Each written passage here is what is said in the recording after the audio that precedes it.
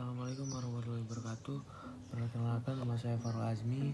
Saya dari kelas A3 ingin menjelaskan tentang pembahasan yang pernah dibahas pada KBM ketiga, yaitu tentang komunikasi interpersonal. Yang pertama itu ada atraksi interpersonal, yaitu biasanya kesukaan pada orang lain, sikap positif, dan daya tarik seseorang, dari Jalaluddin Rahmat mungkin. Lalu ada namanya faktor personal. Faktor personal itu dibagi menjadi 4, yaitu kesamaan karakteristik personal, yang kedua tekanan emosional, yang ketiga harga diri yang rendah, yang keempat isolasi sosial. Kesamaan karakteristik. Orang yang memiliki kesamaan dalam nilai, sikap, keyakinan ideologis cenderung saling menyukai. Terus yang kedua, mereka yang bersahabat menunjukkan korelasi erat dalam kepribadiannya. Lalu ada yang namanya tadi tekanan emosional.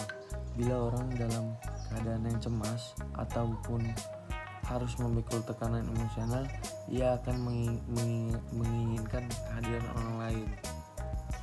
Lalu ada yang namanya harga diri rendah.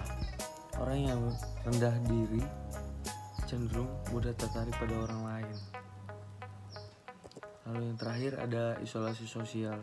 Bagi orang yang terisolasi, biasanya narapidana atau penghuni pulau terpencil, kehadiran manusia merupakan kebahagiaan, sehingga kecenderungan untuk menyayangi orang lain akan bertambah.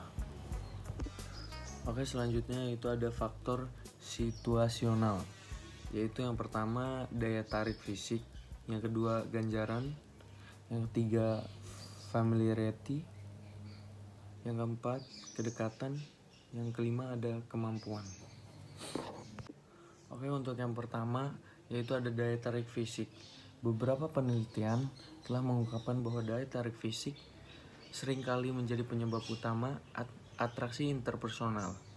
Orang yang cantik, tampan, lebih efektif dalam mempengaruhi pendapat orang lain yang biasanya diperlakukan lebih sopan. Yang kedua itu ada ganjaran atau reward.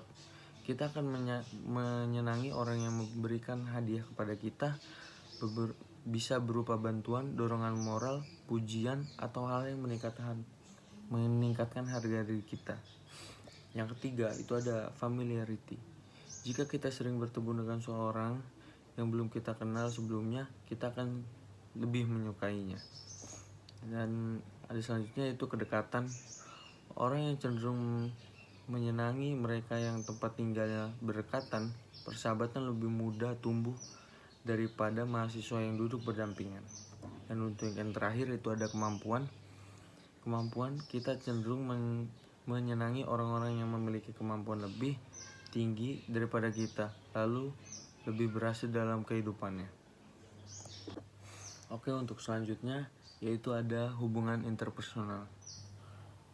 Yang pertama itu model pertukaran sosial, yang kedua ada model peranan, yang ketiga ada model permainan, yang keempat ada model interaksional.